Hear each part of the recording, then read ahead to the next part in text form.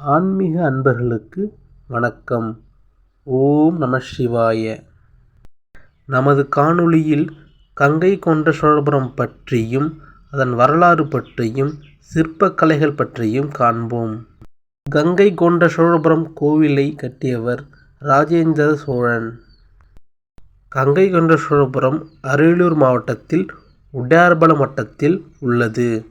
தமிழகத்திலே மிகப்பெரிய லிங்கம் உள்ள கோயில் கங்கை கொண்ட சோழபுரம் ஆகும்.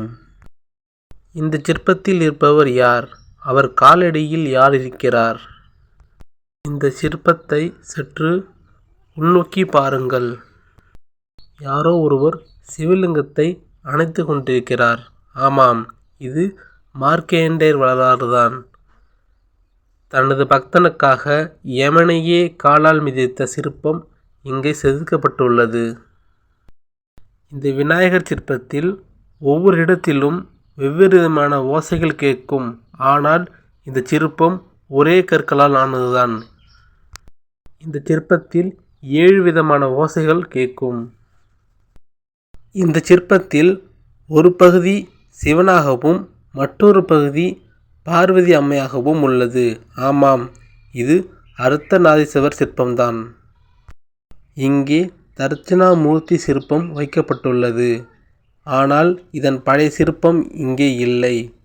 புதியதாக சிற்பம் வைக்கப்பட்டுள்ளது. பழைய சிற்பம் சேதமடைந்துள்ளதால் புதிய சிற்பத்தை வைத்துள்ளனர்.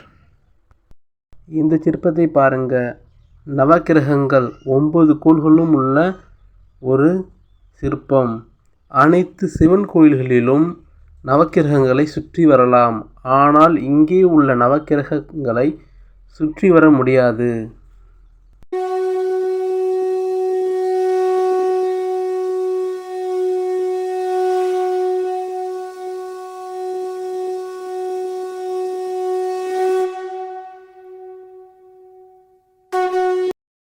இந்த சிற்பத்தை பாருங்க.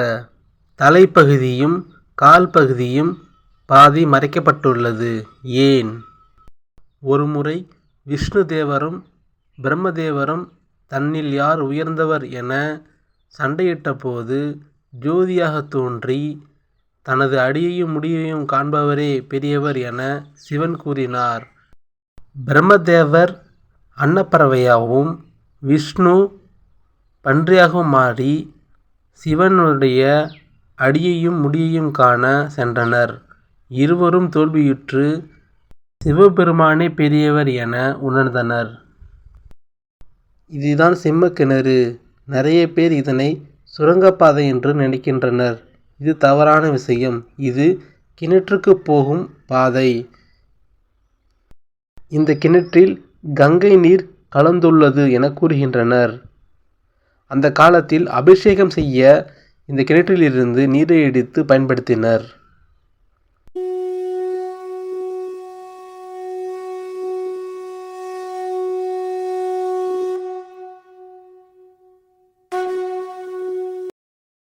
இந்த சிற்பம் துர்க்கை அம்மன் சிற்பம்.